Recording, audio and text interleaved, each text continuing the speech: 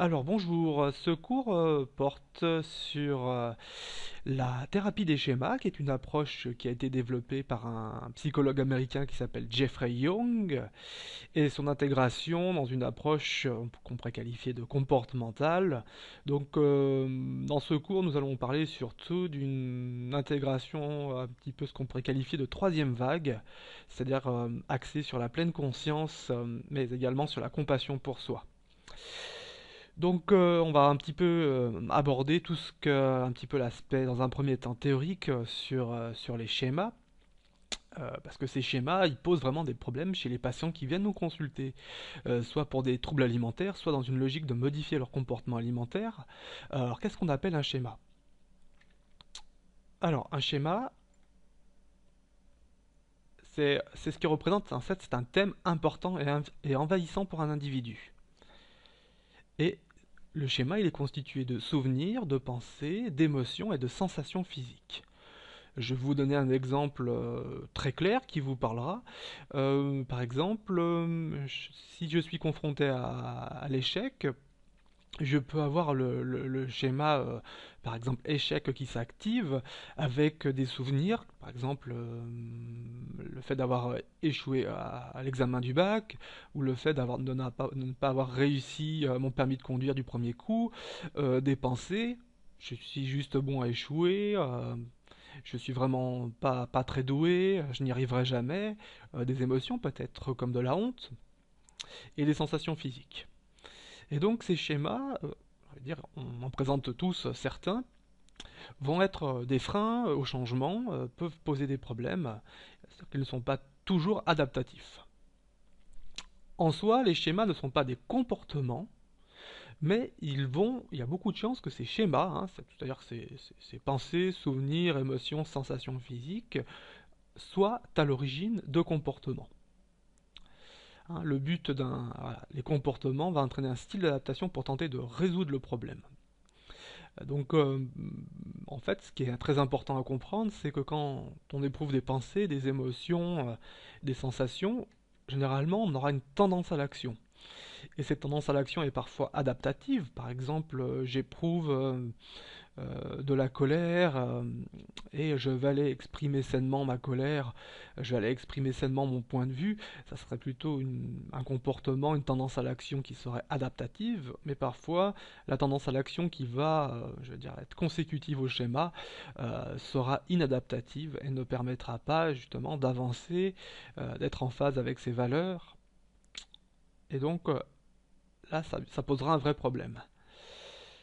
Donc on sait que par exemple, le schéma est à la source des scénarios de vie qui font que l'individu va répéter les mêmes erreurs en croyant que sa vie va changer.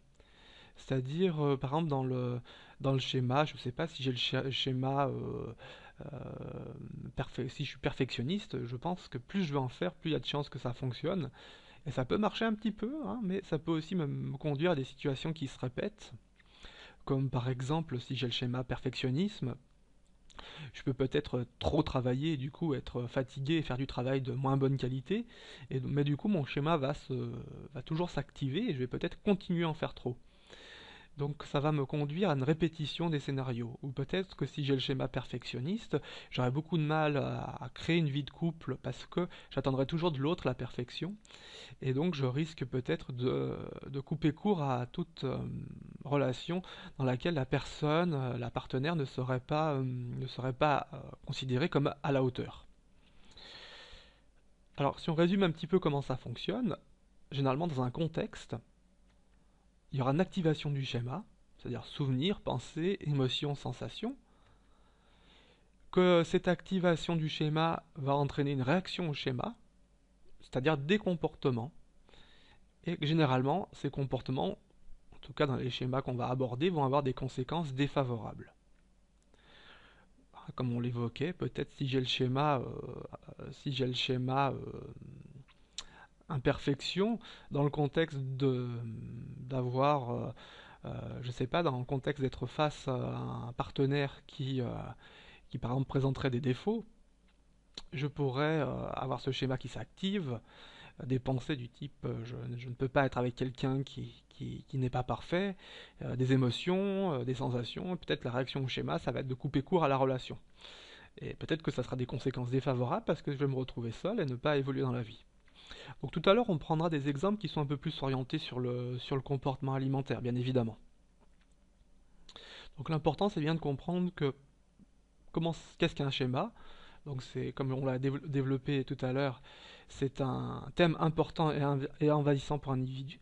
C'est un petit peu comme on peut quasiment mettre des noms à ces schémas, on va les voir tout à l'heure, hein, des petites histoires là, que notre tête va nous raconter et qui va être associée à des souvenirs, des pensées, des sensations et qui vont nous pousser à réagir d'une manière qui est souvent inadaptative, avec des conséquences défavorables. Le problème des schémas, c'est que malgré les conséquences défavorables, ces schémas continuent à s'activer.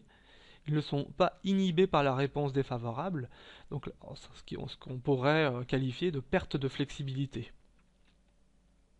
Alors, je vais commencer par un cas assez simple, celui d'Anne-Cécile. Elle a un schéma échec qui est très marqué, et Anne-Cécile, elle a pour projet finalement de prendre de bonnes habitudes alimentaires, de gérer son poids parce qu'elle a pris un petit peu de poids, parce qu'elle s'est laissée aller, elle a fait moins de sport, elle a plus mangé, elle a connu du stress. Donc elle est venue me consulter pour gérer son alimentation. Le problème d'Anne-Cécile, c'est qu'elle avait ce schéma échec qui était très très présent chez elle. Et en fait, ce schéma s'activait au moindre écart alimentaire. Donc chaque fois qu'un écart, je sais pas, si elle avait un peu trop mangé avec des amis, elle avait par exemple le schéma échec qui s'allumait avec des pensées du type bah, tout est foutu, tu n'y arriveras jamais, t'es juste bonne à échouer, voilà, des sentiments critiques, le sentiment d'être nul, voilà, donc qui vraiment l'envahissait. Et donc les conséquences, les tendances à l'action qu'elle pouvait avoir, les conséquences défavorables, c'est d'arrêter de s'occuper de son alimentation. Dans ces cas-là, je disais de toute façon je suis nul, je suis incapable de m'occuper de moi. Donc elle arrêtait de prendre soin d'elle. Et puis du coup, ça venait aussi quelque part renforcer son schéma échec. Hein, parce que du coup, elle se laissait aller et ça renforçait la croyance qu'elle était juste bonne à échouer. Donc là, on voit bien comment ça se passe pour Anne-Cécile. Hein. Dans le contexte, je fais un écart alimentaire qui, finalement, vu de l'extérieur, c'est tout à fait naturel, même quand on veut gérer son poids. Ce schéma s'active, des souvenirs aussi, hein, dans le cas d'Anne-Cécile. Par le passé, j'ai déjà essayé, je n'y suis jamais arrivé, puis des pensées qui étaient même en dehors du contexte alimentaire. Elle avait échoué, par exemple, plusieurs fois son code, hein, pour le permis de conduire, et donc à chaque fois qu'elle échouait, elle repensait à ce souvenir-là, puis des souvenirs des fois plus anciens. Et on voit que les réactions au schéma entraînent des conséquences défavorables. Donc dans le cas d'Anne-Cécile, c'était vraiment la résignation. Alors en fait, quand un schéma s'active, généralement on a trois styles adaptatifs qui vont découler du schéma. Soit il y a un style adaptatif qu'on appelle la soumission. C'est-à-dire que je vais être l'esclave quelque part de mon schéma. Je vais le prendre pour argent comptant. Mon schéma est une réalité absolue à laquelle je me plie. Dans le cas d'Anne-Cécile, ma dernière tentative a été un échec. Je suis donc incapable de m'occuper de moi. Donc chaque fois que son schéma s'active, elle devient soumise à ce schéma. Alors, ça, c'est le premier style adaptatif que l'on peut rencontrer face à un schéma. Le deuxième style adaptatif s'appelle l'évitement. Donc dans ce cas-là, la personne va fuir toutes les situations qui peuvent activer le schéma. Donc là, par exemple, dans le cas d'Anne-Cécile, je ne préfère même pas essayer. L'idée est simplement d'essayer quelque chose de nouveau, comme s'occuper de soi. Finalement, elle va éviter que ce schéma s'active et donc, du coup, ne plus rien faire. Je reviens un petit peu donc dans la gestion de son poids, c'est finalement arrêter de s'occuper d'elle, parce que simplement l'idée de s'occuper d'elle risquerait d'activer le schéma, donc elle préfère faire de l'évitement. D'ailleurs, en fait, Anne-Cécile a également arrêté d'essayer de passer son code parce qu'elle a tellement peur d'échouer, d'être confrontée à ce schéma échec, qu'elle ne préfère plus rien faire. Le problème, c'est que du coup, sa vie est au ralenti. Je suis d'accord avec moi que l'évitement a cet avantage-là, nous permet de ne pas éprouver d'émotions inconfortables, mais il a aussi l'inconvénient majeur, l'évitement, de faire que notre vie n'avance pas beaucoup, parce que finalement, si on ne se confronte pas à un moment ou à un autre aux choses qui nous font peur, on risque de rester sur place. Voilà, là j'ai mis une petite illustration, là, la conduite d'évitement, où on voit Un individu qui sort de chez lui peut-être pour aller au travail et puis il commence à croiser un chat noir et donc je préfère retourner chez moi. Donc ça lui permet d'éviter de ressentir peut-être l'angoisse que quelque chose d'affreux lui arrive, hein. On peut imaginer cette personne très superstitieuse, donc elle va retourner chez elle, mais peut-être que pendant ce temps-là, elle ne peut pas aller travailler, elle ne peut pas rencontrer d'amis, et peut-être que sa vie tourne un petit peu au ralenti. Ça, c'est le problème de l'évitement, qui est un thème assez... voilà, c'est une problématique assez récurrente, ce qu'on appelle dans l'acte, hein, la thérapie d'acceptation et d'engagement, l'évitement expérientiel. Donc qui peut être un petit peu fonctionnel à court terme, ça marche, ça me permet de ne rien ressentir à court terme, mais qui à long terme a des conséquences défavorables, comme l'amplification d'ailleurs des schémas, mais également le fait que la vie se rétrécit. Le répertoire comportemental devient très restreint et se réduit souvent à l'évitement. Le troisième style adaptatif dont on peut, voilà, qui peut se mettre en place en réaction à un schéma, c'est la compensation. C'est qu'on va agir là de manière opposée au schéma. Par exemple, la personne qui a un schéma échec, elle va tout mettre en place voilà, pour être à l'opposé de ce schéma échec et peut-être basculer dans des conduites qui seraient de la rigidité dans la façon de gérer le poids. Je ne m'autorise aucun écart pour montrer que je ne suis pas quelqu'un qui échoue. Mais ce qui n'est pas non plus très adaptatif parce que ça manque de souplesse. J'ai tellement peur d'échouer que je ne préfère pas faire d'écart. Donc là, c'est ce qu'on pourrait appeler de la compensation. Donc ça, c'est typique dans les schémas. Par exemple, les personnes qu'on estime de soi, une estime d'elles un petit peu basse, soit elles vont totalement être soumises au schéma je suis nul, par exemple en se comportant comme des nuls, en ne faisant rien, soit elles vont dans l'évitement de toutes les situations qui pourraient activer la pensée qu'elles sont nulles, ou soit elles vont dans la compensation, c'est-à-dire à tout le temps montrer qu'elles sont plus fortes que les autres. Alors ça, c'est typique d'une personne qui ne se sent pas bien, qui a ses pensées je suis nul, je ne suis pas à la hauteur. Ça, vous pouvez l'observer dans la vie de tous les jours. Soit elles sont soumises au schéma je suis nul, soit elles sont dans l'évitement, elles vont éviter de faire des choses qui pourraient les rappeler qu'elles sont nulles, donc elles vont finalement réduire leur répertoire comportemental, soit elles sont toujours dans la démonstration, vous montrer qu'elles sont plus fortes que vous, voilà. Mais vous êtes d'accord avec moi que les trois schémas, les trois modes adaptatifs ont quand même beaucoup d'inconvénients. Alors, cette approche, cette thérapie des schémas, elle a été développée par un psychologue américain, un ancien élève de Beck, qui est le psychologue de référence sur les approches cognitives. Et Jeffrey Young, lui, il s'est intéressé finalement aux thèmes récurrents, hein, que peuvent prendre nos pensées difficiles, et il a identifié qu'en fait, généralement, on avait 18 thèmes, il y avait 18 thèmes qui revenaient fréquemment, qu'il a appelés schémas, hein. Donc ces schémas, c'est à la fois l'association de pensées, d'émotions, de sensations et de souvenirs. Donc je vais vous présenter rapidement, succinctement, ces 18 thèmes, et puis dans un second temps, on verra un petit peu comment dans une approche en diététique comportementale, on peut agir sur ces schémas. Alors, le premier thème, voilà, le premier schéma, c'est le schéma abandon, instabilité. Mes relations les plus proches ne durent pas parce que les gens sont instables et imprévisibles. Donc ça, c'est un petit peu la peur d'être abandonné, la peur d'être rejeté. Donc, bon, dans ce cas-là, on peut être face à un schéma abandon, effectivement, soit de nouveau, hein, vous pensez toujours à ces trois modes adaptatifs, soumis au schéma. Donc voilà, là c'est la personne, mes relations les plus proches ne durent pas. Voilà, chaque fois que voilà, on va être soumis à ce schéma-là et on va prendre ce schéma pour argent comptant. Soit je vais être dans l'évitement du schéma. Donc je ne préfère, voilà, moi j'ai des patientes des fois qui me disent, je ne préfère pas rencontrer d'hommes parce que je sais que je risque d'être abandonné. Donc ça serait de l'évitement. Et puis le troisième adaptatif qui serait la compensation. Par exemple, je développe beaucoup de relations avec les autres, j'ai beaucoup d'amants. J'ai une patiente qui me raconte qu'elle a ce besoin de séduire, de tout le temps être avec des hommes. Et ça, c'est certainement une compensation du schéma abandon. Le deuxième schéma, ça serait le schéma défiance, maltraitance. Je m'attends à être blessé ou à ce que d'autres gens profitent de moi.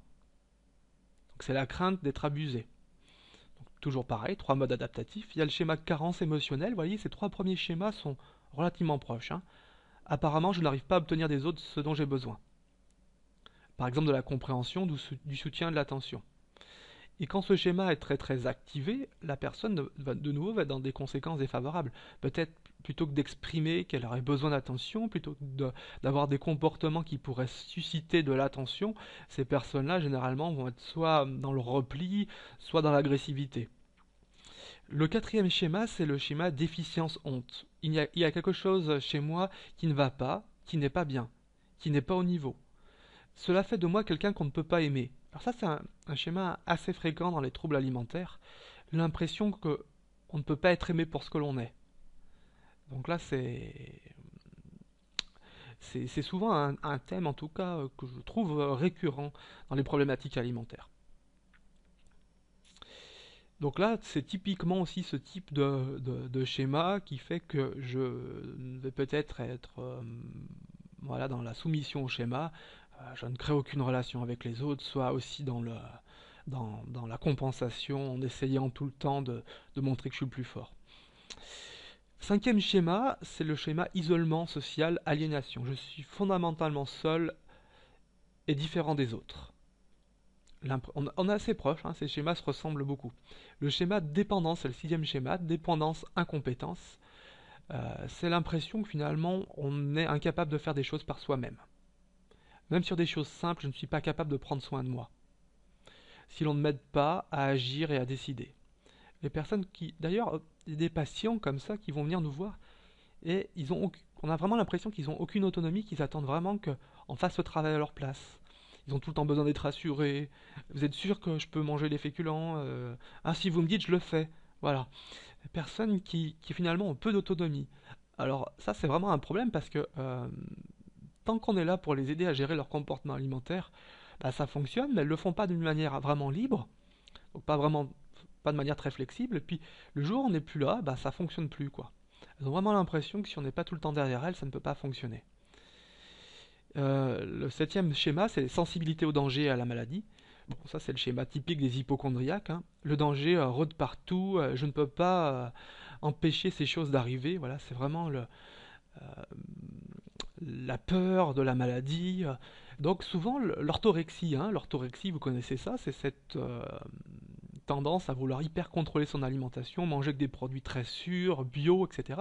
On peut imaginer que c'est un comportement de compensation au schéma sensibilité au danger. Donc les gens qui sont orthorexiques, souvent, eh ben, ils sont dans une espèce de je veux compenser, j'ai tellement peur de m'intoxiquer que je vais tout faire pour que ça n'arrive pas. Donc ça c'est important à identifier par exemple des personnes qui sont très rigides, voilà, profil orthorexique typique.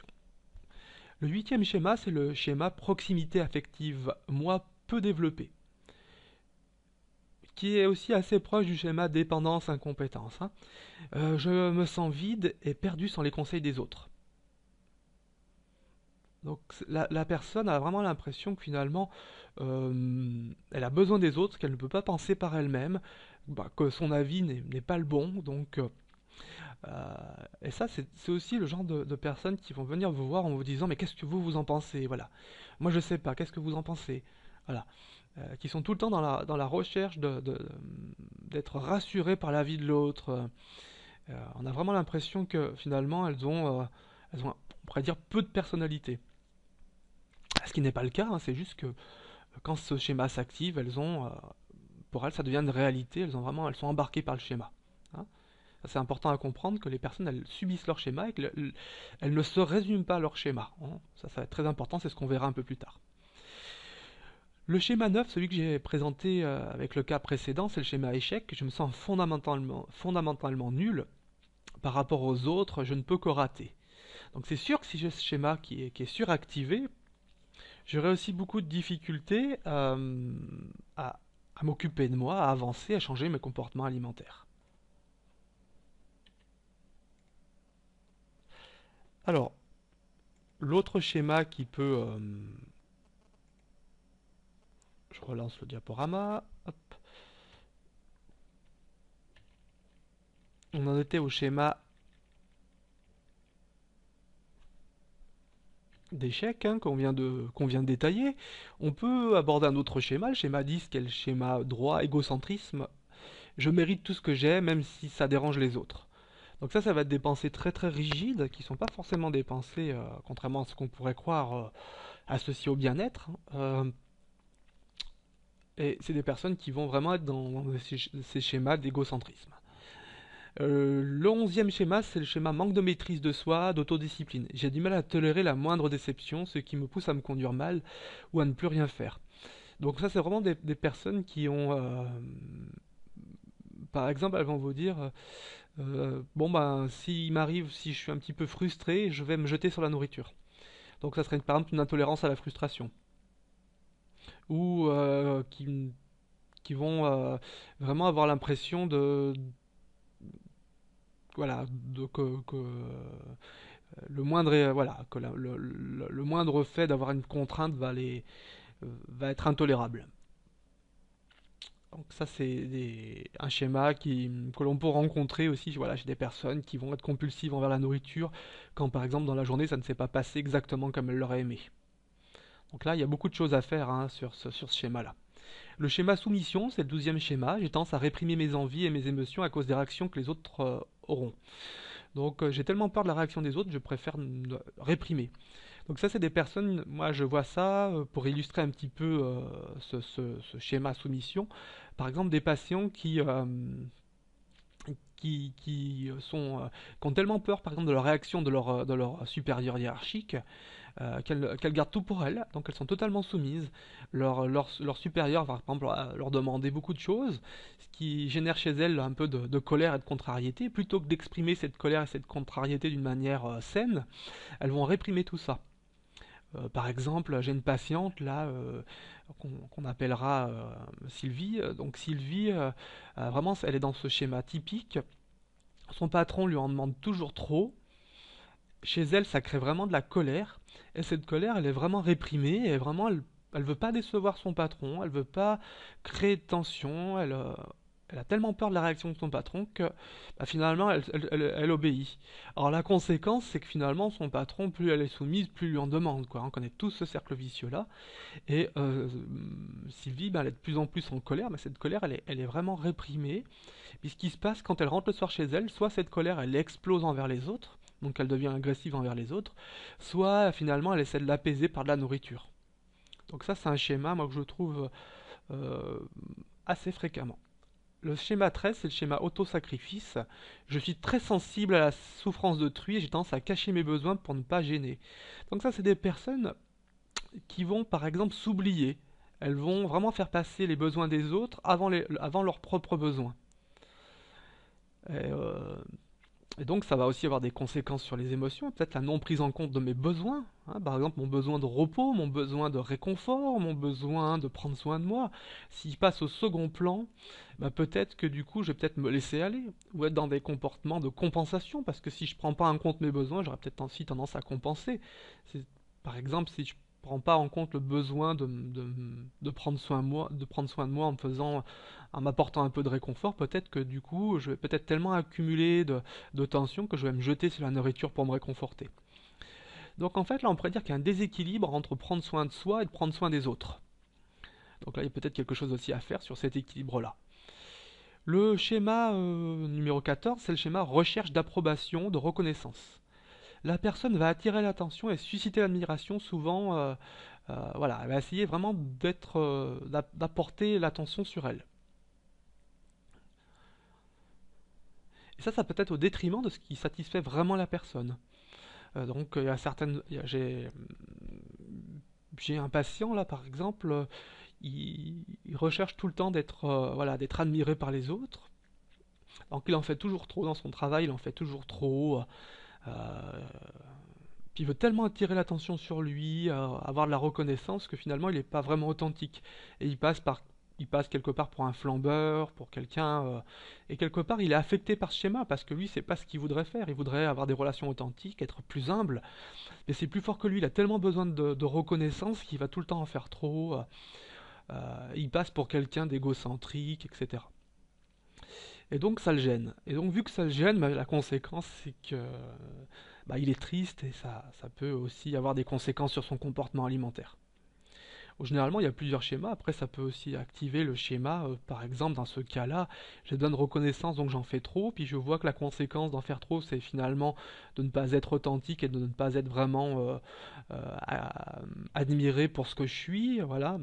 Et peut-être que ça peut aussi activer le schéma carence émotionnelle. En réaction, vous voyez, il peut avoir un petit peu l'effet boule de neige, hein. Le schéma numéro 15, c'est le schéma négativité-pessimisme. C'est une tendance à se focaliser sur ce qui ne marche pas. Alors ça, c'est également un schéma typique, hein, qu'on peut rencontrer dans nos cabinets. Quand vous demandez à un patient, par exemple à la deuxième séance, comment ça s'est passé, vous avez beaucoup de patients qui vont d'abord vous parler de ce qui ne fonctionne pas. J'ai pas réussi à faire ceci, j'ai pas réussi à faire cela, blablabla, blablabla. Donc ça, j'ai envie de dire, c'est presque une tendance naturelle de notre cerveau, hein, de se focaliser sur ce qui ne va pas. Notre cerveau est programmé comme ça. Bon, chez certaines personnes, ça devient envahissant. C'est vraiment un système qui surdomine. 16e schéma, inhibition émotionnelle. J'évite de laisser paraître mes sentiments. Qu'ils soient bons ou mauvais, j'ai tendance à adopter une attitude rationnelle. Alors ça peut être aussi renforcé par l'éducation. Par exemple, on peut avoir des règles en tête, comme quand on a un homme, on n'a pas le droit d'être triste. Il ne faut jamais montrer qu'on est vulnérable. Et donc je vais tout le temps être dans le contrôle de mes affects. Et je vais peut-être surcontrôler mes affects. Je vais peut-être pas m'autoriser à être triste, je vais peut-être pas m'autoriser à avoir honte, je vais peut-être pas m'autoriser à être imparfait. Et donc du coup, je vais peut-être contenir toutes ces émotions. Et ça va peut-être être source d'un très fort inconfort en moi. Le 17e schéma, c'est le schéma perfectionnisme. Donc je suis très minutieux, très soucieux du respect des délais et de l'efficacité, et j'ai du mal à lever le pied. Alors c'est plutôt une bonne chose de faire les choses d'une manière... de bien faire les choses, il n'y a aucun souci pour ça. Le problème c'est quand ce schéma perfectionnisme va me couper de mes besoins. Par exemple, si pour que tout soit parfait, je suis obligé de travailler 15 heures par jour au détriment de prendre soin de moi, ça peut être un problème. Donc c'est en fait la perte de flexibilité, hein, qui va être le vrai problème. Hein, plus que le schéma en lui-même, c'est les conséquences du schéma. Euh, les personnes qui ont des troubles alimentaires de type boulimie présentent souvent ce schéma. Donc elles sont souvent perfectionnistes dans leur vie de tous les jours, mais aussi dans leur façon de gérer l'alimentation. Elles vont s'arranger pour que ça soit tout le temps parfait. Et elles ne supportent pas d'ailleurs l'imperfection du schéma. C'est-à-dire que si vous recevez des personnes boulimiques et que vous leur notez un fruit comme dessert sur un document et qu'elles mangent autre chose qu'un fruit, ça va être intolérable. Elles vont vraiment tout faire pour manger le fruit, quitte à se frustrer ou quitte voilà, à le manger sans plaisir. Et quand elles ne respectent pas le schéma, ben, tout s'effondre. Alors vraiment, il y a l'impression que tout est foutu quand le schéma n'est pas tenu. Et puis le 18e schéma, le dernier schéma, c'est la volonté de punir. Euh, donc c'est un schéma qui, chez certaines personnes, va s'activer. Et c'est le schéma, je suis quelqu'un de plutôt irritable et impatient, je trouve que les gens devraient être punis pour les erreurs qu'ils commettent. Vous savez, ça c'est vraiment un schéma qui est associé à la colère. Les autres devraient souffrir, c'est vraiment pas juste, cette personne-là, j'aimerais qu'il lui arrive du mal. Euh, Moi je serais d'accord pour que on tue, on coupe la main à tous les voleurs. Voilà.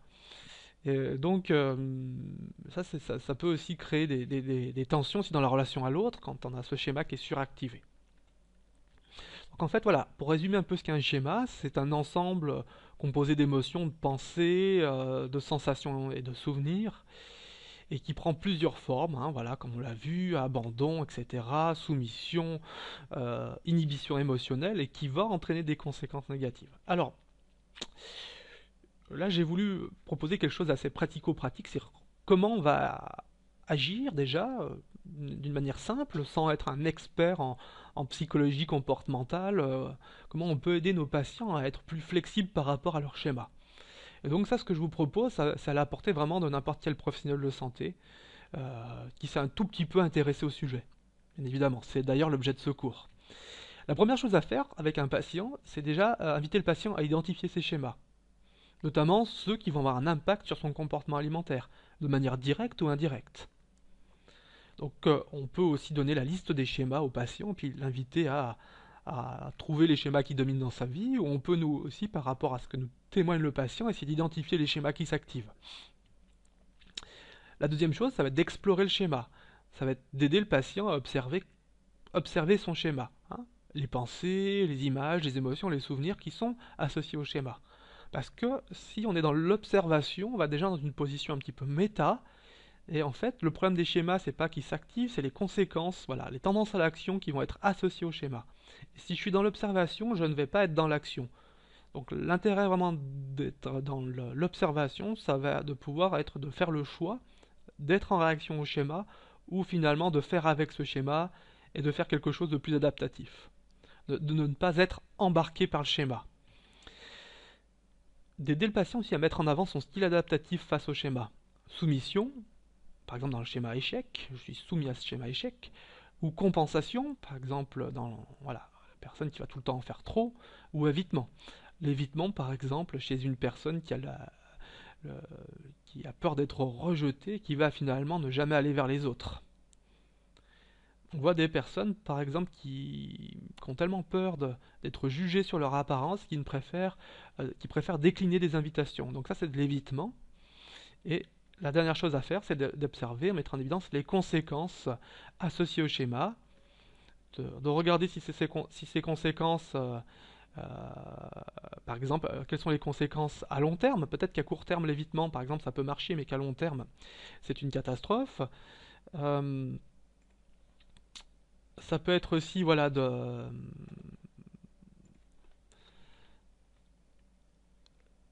voilà, de toujours les faire raisonner aussi sur du long terme, ne pas uniquement sur les conséquences à court terme.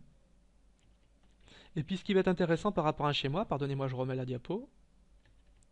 Je vais un petit peu loin, hop.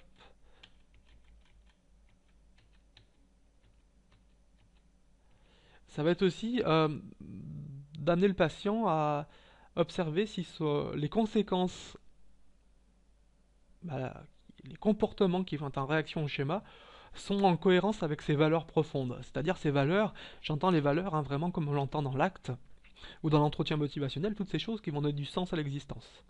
Par exemple, si j'ai le schéma échec et que je suis par exemple dans l'évitement de ce schéma, et que l'évitement de ce schéma me conduit à arrêter de m'occuper de moi, est-ce que c'est cohérent avec mes valeurs? Donc on pourra peut-être aider le patient à mettre en évidence que le schéma peut l'éloigner de ses valeurs, l'emmener vers des comportements finalement inadaptatifs et opposés à ses valeurs. Donc ce qui est très important, on peut utiliser pour cela un outil, pour ceux qui connaissent, hein, c'est la matrice ACT, qui est un outil qui permet vraiment de faire une analyse fonctionnelle. Alors si on revient sur le cas d'Anne-Cécile, Anne-Cécile, elle, avec son schéma échec hein, qu'on a présenté tout à l'heure, elle allait penser je n'y arrive jamais, je suis juste bonne à échouer, associé de la tristesse. Elle a aussi le souvenir qu'enfant j'étais très mauvaise à l'école, donc là vous voyez on a mis un nom sur son schéma, on a vraiment invité Anne-Cécile à explorer son schéma d'un point de vue cognitif, ses pensées, d'un point de vue émotionnel, et d'essayer de voir s'il y avait des souvenirs qui étaient associés à ce schéma-là. Et on a mis en avant son mode adaptatif, par exemple la soumission au schéma. Quand ce schéma s'active, j'en suis l'esclave, ou l'évitement du schéma, c'est-à-dire que plutôt que de m'occuper de moi, je ne préfère rien faire, plutôt que d'être déçu de ne pas y arriver. Et déjà simplement de mettre des mots là-dessus, et ben ça aide déjà la personne à prendre du recul, ça lui permet de voir comment elle fonctionne. Ça c'est très très important, parce que souvent ils n'en ont pas conscience, ou peu conscience. Alors les conséquences chez Anne-Cécile, c'est au moindre écart je baisse les bras, j'ai du mal à persévérer. J'aimerais bouger plus, mais je me dis que je n'y arriverai pas. Elle a tellement la peur de se dit, elle m'a évoqué, par exemple, j'aimerais faire de la course à pied, mais je sais que je tiendrai pas plus de 5 minutes, donc je préfère pas en faire du tout. Mais déjà, peut-être que 5 minutes, ça peut être un départ, mais c'est que ce schéma l'empêche vraiment de faire ces 5 minutes. Elle m'évoquait même dans sa vie professionnelle qu'en fait, le travail qu'elle fait aujourd'hui ne lui plaît pas, qu'elle aimerait faire une formation de secrétaire médical, mais elle a de nouveau peur d'échouer. Et donc, elle préfère ne pas s'inscrire à cette formation. Le problème, c'est que ça entraîne chez elle de la frustration qui peut aussi l'amener à manger pour compenser. En fait, le travail qu'elle fait, elle aimerait vraiment changer, puis elle est vraiment très frustrée de ne pas avancer dans la vie, de ne pas faire un travail épanouissant. Mais vous voyez, le schéma l'empêche d'aller vers cet épanouissement. Elle a tellement peur de l'échec qu'elle ne préfère rien faire. Et puis si on regarde la cohérence aux valeurs, je vais à l'opposé, c'est elle qui me le dit, hein, je prends du poids et je malmène mon corps. Et son projet, ce qui serait vraiment sain pour elle, c'est de s'occuper d'elle. Donc ça, c'est important aussi de le mettre en évidence.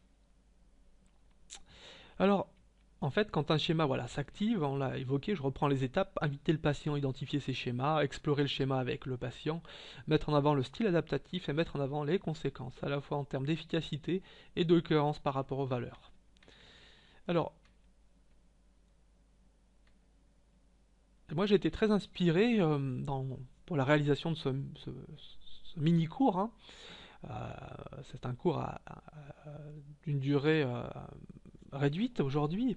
C'est plus de l'initiation. Vous savez que je présente des modules en e-learning qui sont plus longs, comme celui sur l'approche orientée solution, qui dure presque 1 heure et demie. Là, c'est plus de l'initiation pour vous donner envie d'aller plus loin. Moi, dans la réalisation de ce mini-cours, j'ai été très inspiré par le travail de Christopher Germer. Christopher Germer, c'est un chercheur un psychologue qui travaille sur la compassion pour soi. C'est notamment l'un des collaborateurs de Christine Neff.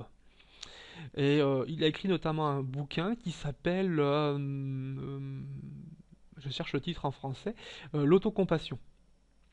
Et donc Christopher Germer, dans son bouquin, il présente un petit peu ce travail sur les schémas et comment il travaille avec les schémas. Donc pour lui, il y aurait vraiment deux axes, et moi je partage vraiment son avis, c'est comme ça que je travaille les schémas avec mes patients. C'est déjà utiliser la pleine conscience. Qu'est-ce que c'est que la pleine conscience? C'est juste être dans l'observation que les schémas s'activent. Je prends conscience, je suis dans une position d'observateur des pensées, des sensations, des souvenirs et des émotions. On va inviter le patient à observer dans sa vie de tous les jours quand le schéma s'active. Juste observer, prendre le temps d'accueillir. Et on va également utiliser la pleine conscience de la relation thérapeutique. Généralement, les schémas s'activent pendant la durée d'un entretien avec un patient. On peut juste aider le patient à en prendre conscience et à ralentir sur ce schéma. Donc pour moi, ce qui peut aider un patient, c'est ralentir. Quand un schéma s'active, les schémas, ils ont tendance à nous faire accélérer, à être dans des automatismes. Je peux juste ralentir un petit peu, observer que j'ai le schéma échec qui s'active, observer que j'ai le schéma soumission qui s'active, observer que j'ai le schéma perfectionnisme qui s'active. Et puis prendre 2 grandes inspirations. Peut-être c'est un moyen aussi de ralentir. Se centrer sur soi. Voilà, observer ces 2 inspirations là, d'une manière, voilà, dans l'observation de sa respiration par exemple. Et puis observer quand ce schéma s'active, où ça se localise dans mon corps. Où sont les sensations? Est-ce que j'ai par exemple la poitrine serrée, les mains moites, la mâchoire contractée? Et puis quelles sont mes pensées? Vous voyez, d'être un observateur de ce qui se passe. Ben, j'ai la pensée que tout est foutu. J'ai la pensée que je n'y arriverai jamais. J'ai la pensée que personne ne peut m'aimer tel que je suis. Et puis puis-je mettre un mot sur mon ressenti? Et ça c'est intéressant, je me sens tellement nul. J'ai vraiment l'impression que je n'y arriverai jamais. Mais déjà, mettre des mots sur son ressenti, ça permet vraiment déjà d'apaiser un peu l'expérience. Il y a beaucoup de travaux qui le montrent. Et puis ça permet aussi déjà de mettre de la distance. Je me sens tellement nul, c'est pas tout à fait la même chose que je suis nul. Et puis, de cette position d'observateur, c'est d'observer toutes les tendances à l'action. Qu'est-ce que j'ai envie de faire quand ce schéma s'active? Abandonner, baisser les bras, me gaver? J'ai le schéma échec qui me dit que de toute façon j'y arriverai jamais. Donc à quoi bon? Peut-être que du coup le soir je vais me gaver et prendre un menu de fast-food avec de la glace et en manger jusqu'à être repu. Ou peut-être que quand j'ai le schéma perfectionnisme qui s'active, j'ai vraiment l'impression que je dois vraiment être parfait dans mon alimentation, au détriment peut-être du plaisir que je pourrais y prendre. Puis ce qui est très important, c'est d'amener le patient à fonctionner petit pas par petit pas. Ce travail de pleine conscience, c'est une nouvelle habilité à développer. Et ça va être très important d'observer petit à petit que ce schéma s'active. Ça ne se fait pas du jour au lendemain. Mais généralement, ce qui est gagné, c'est quand on entend ça y est, je recommence à me dire que je n'y arriverai jamais. Tiens, voilà mon schéma pessimisme qui s'active. Vous voyez? D'amener le patient à être dans l'observation de tout cela.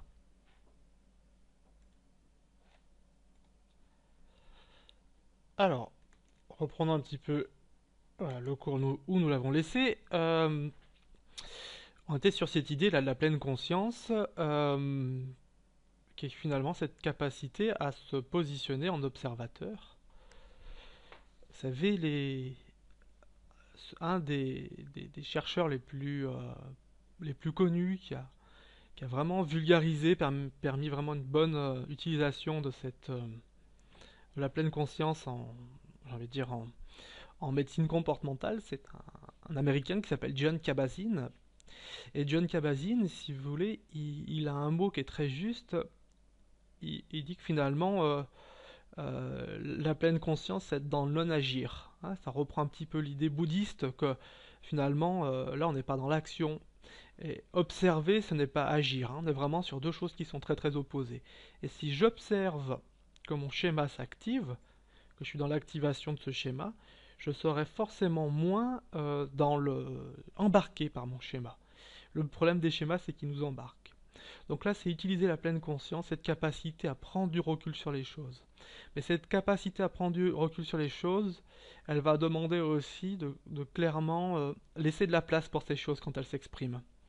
La pleine conscience n'est pas simplement se détendre avec le schéma, c'est observer, faire de la place sans lutter sur, par exemple, l'inconfort physique, les pensées très dures qui peuvent être associées au schéma peuvent être souvent aversives, désagréables, on aura envie de les faire disparaître. Et là, c'est justement pouvoir laisser un peu de place à ce qui se présente, laisser de la place à l'expérience, en étant en même temps dans une position d'observateur bienveillant. Déjà, c'est la première chose. On peut, à chaque fois qu'un patient, voilà, quand vous avez identifié, quand le patient a identifié son schéma, juste prendre le temps d'observer, de ralentir à la fois pour observer ce qui est du domaine du sensoriel, localiser l'émotion, les pensées, mettre des mots sur le ressenti et observer les tendances à l'action. Petit pas par petit pas, ça me semble important. Et juste, tiens, voilà, mon schéma pessimisme s'active, bah, c'est déjà une super chose, parce que je suis juste en position de faire un choix qui est bon pour moi. Peut-être suivre mon schéma, ou peut-être agir librement. Le deuxième axe, qui est proposé par Christopher Jammer dans son bouquin L'autocompassion, bah, c'est développer la compassion pour soi. Vous savez, la compassion pour soi, c'est un concept qui a été étudié notamment par Christine Neff.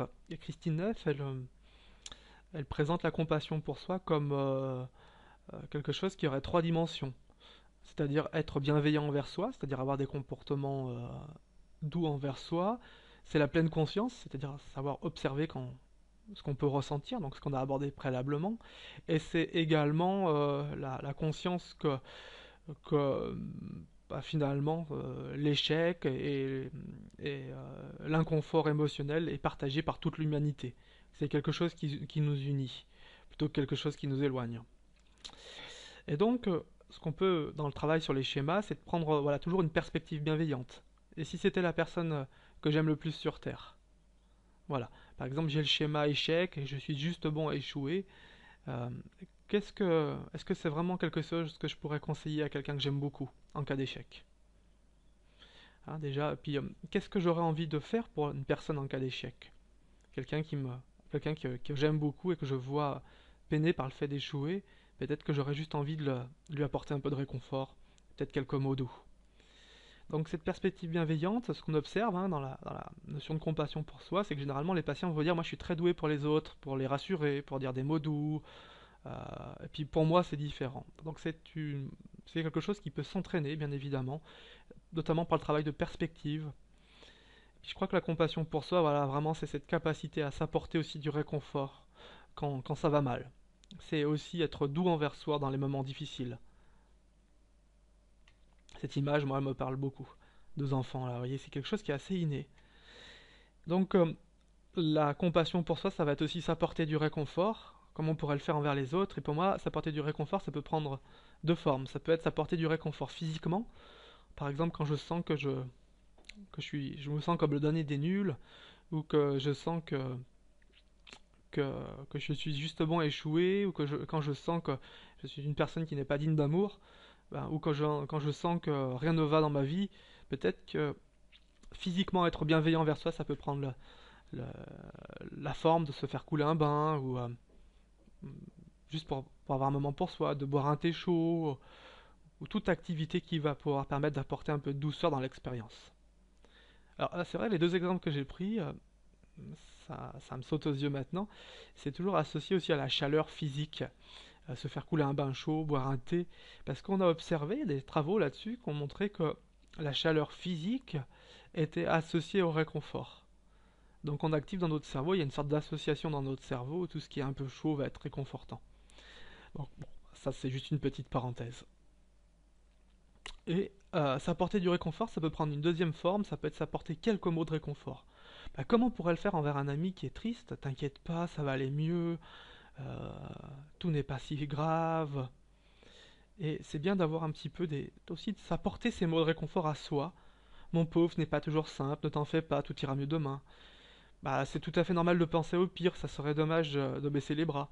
Ça, c'est par exemple quelqu'un qui a un scénario pessimisme, qui est vraiment dans le schéma pessimisme. C'est-à-dire que, avant, je vous donne un exemple très concret, avant même de commencer à, à- à changer ses habitudes alimentaires, il y a déjà le schéma qui s'active, et de toute façon, t'as beau, c'est bien joli d'essayer, mais tu n'y arriveras pas. Donc ça, c'est vraiment un scénario pessimisme. Et c'est peut-être important quand ce scénario pessimisme s'active, de l'observer par la pleine conscience, euh, et puis en même temps de s'apporter aussi du réconfort, peut-être par ces mots de réconfort. C'est tout à fait normal de penser au pire, ça serait dommage de baisser les bras. Vraiment, c'est toujours en ayant la position bienveillante, voilà, si c'était une amie à moi, qu'est-ce que je pourrais lui dire? Ou si un ami à moi, vraiment quelqu'un que j'aime beaucoup, me voyait avec ce schéma-là, qu'est-ce qu'il aurait envie de me dire? Ça peut aussi dans l'autre sens, hein. Alors, je vais vous présenter maintenant un cas clinique, celui de Julie, qui est l'une de mes patientes. Alors, bien sûr, les noms sont changés, hein. Quand je vous présente des cas, je n'utilise pas les vrais noms de mes patients. C'est une jeune fille de 21 ans, donc boulimique, qui a à peu près 4 à 5 crises par semaine, assez violente, qui se définit elle-même comme une étudiante modèle. Donc, elle a toujours été très douée pour les études, mais surtout très travailleuse. Quand Euh, elle peut par exemple travailler ses cours 20 heures pendant un week-end. Vous pardonnerez pour la faute de frappe. Vous savez, c'est toujours pareil, on les voit quand c'est projeté à l'écran, on les voit pas quand on travaille dessus. Donc elle peut travailler pendant un cours. Là, il y a mon schéma un peu perfectionnisme qui s'active et qui me dit que c'est catastrophique d'avoir mis une faute de frappe dans mon diaporama. Et en même temps, je vais être suffisamment compatissant envers moi pour me pardonner. Voilà, c'est bien aussi de se l'appliquer à soi. Donc, hein, le peu avec un T à la fin. Elle peut travailler voilà, ses cours pendant 20 heures. Vous voyez, moi ça me paraît énorme, c'est-à-dire que ça fait plus de 10 heures par jour. Euh, Puis elle va souvent, Julie, avoir ce type de discours-là. Si je contrôle pas mon alimentation, je ne contrôle rien. L'autre phrase qu'elle peut utiliser, c'est depuis toujours il y a quelque chose en moi que je trouve que je trouve anormal. Ou personne ne peut aimer. Voilà, personne ne peut aimer une nulle comme moi. Donc là, voilà, on peut très vite voir que finalement, il y a deux schémas qui vont dominer chez Julie. C'est son schéma honte-déficience. Personne ne peut aimer une nulle comme moi. Il y a quelque chose qui, moi, que je trouve anormal. Et la deuxième chose, c'est le schéma perfectionnisme, hein, qui se traduit par des comportements de... Voilà, si je contrôle pas mon alimentation, par l'excès de travail dans ses cours, qui peut des fois être utile, hein, de travailler beaucoup ses cours, ça peut être utile, mais c'est dans le cas de Julie, c'était vraiment au détriment aussi de prendre soin d'elle, de voir des amis, au détriment d'avoir, je veux dire, un équilibre de vie. Donc, ce qu'on peut faire aussi avec un travail voilà, sur les schémas, c'est d'utiliser la matrice ACT. La matrice qui est ici voilà, qu'on utilise beaucoup en thérapie d'acceptation d'engagement, qui a été développée par Kevin Paulk et puis j'ai envie de dire vulgarisée en France par mon ami Benjamin Schoendorf. Euh, c'est un outil où on voit qu'il y a deux directions. La direction de m'approcher vers, vous voyez, tout ce qui peut y avoir, tout ce qui peut donner du sens à la vie, les relations intimes, la famille, le travail, les loisirs, le soin personnel, etc. Et puis il y aurait l'opposé, c'est m'éloigner. Ça, c'est le premier axe. Donc quand je m'approche, je suis du côté des valeurs ou des choses importantes, et puis quand je m'éloigne, je suis du côté de la souffrance. La deuxième chose, ça pourrait être, dans la matrice, on voit la partie basse de la matrice, ce sont les expériences intérieures et les expériences mentales. Tout ce qu'on ne peut pas voir euh, avec une caméra, par exemple se sentir nul, c'est une expérience mentale. Avoir de la colère, c'est une expérience mentale. Être fier ou enthousiasme sont des expériences mentales. Puis à l'opposé, ça c'est l'expérience des cinq sens, celle qu'on peut observer avec une caméra. Alors généralement, voilà, on peut avoir des expériences mentales qui vont être du côté de la souffrance et puis agir du côté de la souffrance. Par exemple, je me sens nul et donc du coup je vais agir peut-être en m'isolant, en restant chez moi. Et donc être plutôt donc de ce côté-là. Puis des fois, je vais être à faire des choses qui vont être en cohérence avec mes valeurs, qu'on va appeler les actions engagées. Donc plutôt alimenter ce côté-là. Et donc on peut aider, voilà, ce travail sur la matrice, c'est quelque chose que nous proposons lors de nos formations ACT. En tout cas, ça va être toujours intéressant d'aider un patient à peut-être observer ce qui se passe autour de ces schémas, autour de cette matrice-là, en utilisant cette matrice-là. Par exemple, quand Julie elle a son schéma, si je ne contrôle pas mon alimentation, je ne contrôle rien, juste essayer de l'aider à placer sur la matrice de quel côté ça se situe. Donc ça, généralement, Julie, elle m'a placé cette pensée-là, en lien avec son schéma du côté de la souffrance. Et puis du côté de la lutte, ça va être quand ce schéma s'active, elle va hyper contrôler son alimentation. Donc vous voyez, là, elle est vraiment du côté de la lutte. Et puis si on travaille sur ses valeurs, en fait, Julie, ses valeurs, c'est aussi les amis, c'est aussi prendre soin d'elle. Mais le problème, c'est que ces schémas l'éloignent de comportements qui pourraient aller dans ce sens-là. Donc après, bien sûr, hein, l'approche sur les schémas, elle peut totalement être intégrée à un travail acte, un travail de thérapie d'acceptation et d'engagement. Je crois que le rôle peut-être pour les diététiciens qui vont regarder ce cours, ou pour les nutritionnistes ou les médecins, ça va être de pouvoir initier un travail peut-être sur les schémas, et puis aussi de pouvoir travailler en collaboration avec un psychothérapeute, un psychiatre, un psychologue qui maîtrise peut-être ces outils-là, voilà. Ou un diététicien aussi qui peut être très, très bien formé en psychologie comportementale. Donc là, voilà, donc avec Julie, on a travaillé vraiment autour de cette matrice-là. Et puis vraiment, moi, ce qu'on a fait, c'est de juste observer quand ce schéma s'active et puis observer les conséquences, voilà, avec la matrice. Ça, c'est aussi une façon d'être dans la pleine conscience, cette matrice, d'observer quand j'agis en réaction à mon schéma, de quel côté de la matrice je suis. Et puis, est-ce que j'avance ou je m'éloigne de mes valeurs, hein. Ça, c'est quelque chose qui a été extrêmement important. Et puis la notion de compassion était très importante pour Julie parce que voilà, de se poser la question, par exemple, quand elle avait une crise de nourriture, son schéma perfectionnisme s'effondrait, puis pour elle, elle avait vraiment la pensée que tout est foutu, il va falloir que tu contrôles encore plus demain. Et donc, elle le plaçait vraiment à gauche sur la matrice, et puis vraiment, ce qui l'a aidé, c'est de se dire, ben, est-ce que si c'était une amie à moi, ou quelqu'un que j'aime beaucoup, j'aurais envie de lui dire la même chose? Et donc, elle me disait, non, si c'était une amie à moi, j'aurais juste envie de lui dire que c'est pas grave, que ça peut arriver, que ça sera mieux demain. Voilà, donc ça lui donnait vraiment de la flexibilité. Alors pour terminer ce mini-cours, je vous donne un petit peu quelques références bibliographiques. Alors, la première référence bibliographique que je peux vous donner, voilà, c'est déjà les bouquins de Jeffrey Young, qui est vraiment le créateur de la thérapie des schémas, avec un bouquin dans la collection Carrefour des psychothérapies chez Debock, qui est la thérapie des schémas, approche cognitive des troubles de la personnalité. Donc là, c'est très très axé sur les troubles de la personnalité, mais c'est un bouquin quand même qui est intéressant pour un voilà, pour quelqu'un qui s'intéresse à la psychothérapie et à la psychologie comportementale, c'est peut-être un bouquin, voilà, l'approche de Jeffrey Young, vous voyez, moi que les schémas, je vous les présenter aussi sous un angle un petit peu différent de comment l'utilise Young. Young, c'est aussi une approche beaucoup plus, j'ai envie de dire, cognitive, essayer de démonter les schémas. Voilà, dans le travail que je vous ai proposé, c'était davantage de prendre conscience des schémas puis de s'appliquer la compassion pour soi. Donc c'est un peu une vision différente des choses. Il y a un livre grand public, en tout cas c'est quand même intéressant de s'intéresser aux travaux de Jung.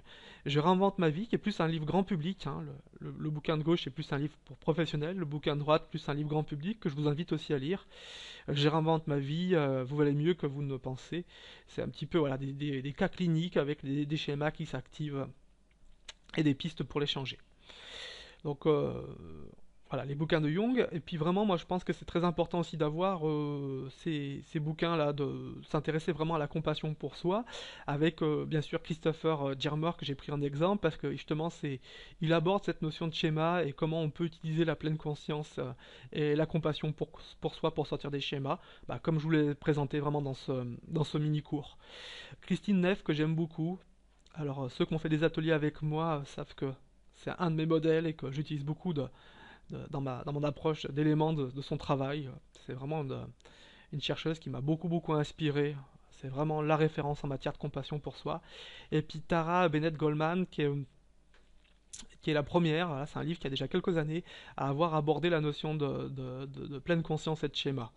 Donc c'est un livre aussi très, très intéressant et très complémentaire des deux précédents. Apparaître le livre, un livre collectif, notamment écrit par Denis Sturch, Benjamin Schoendorf et Laura Zieberstein, qui est un livre sur la thérapie d'acceptation et d'engagement et justement l'utilisation de la compassion. The Practitioner's Guide in the Science of Compassion. Pardonnez-moi pour mon accent qui est un petit peu aléatoire. Alors, bien évidemment, je fais le lien aussi avec les formations que nous pouvons proposer, qui peuvent être en lien avec ce mini-cours.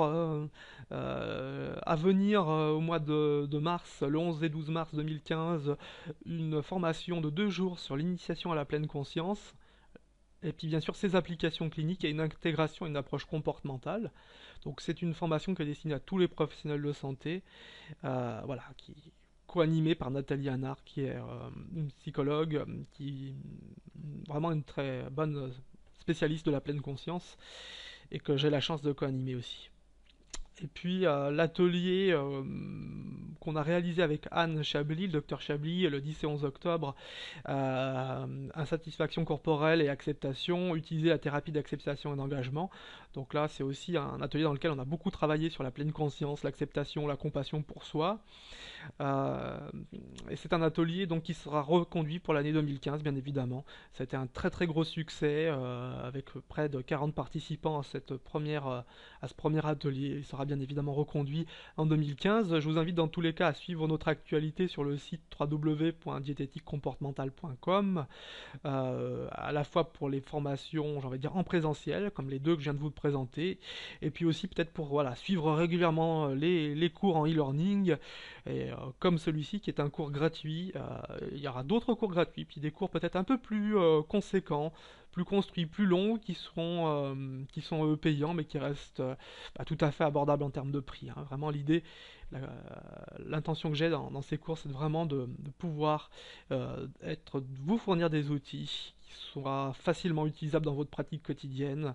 C'est vraiment que je puisse partager avec vous un petit peu mon expérience qui est maintenant presque voilà, bientôt 8 ans dans l'approche comportementale et son application à la diététique et au changement de comportement alimentaire. Et ben, en tout cas, je vous remercie pour avoir suivi ce cours. Et puis je vous dis à bientôt sur www.diététiquecomportementale.com.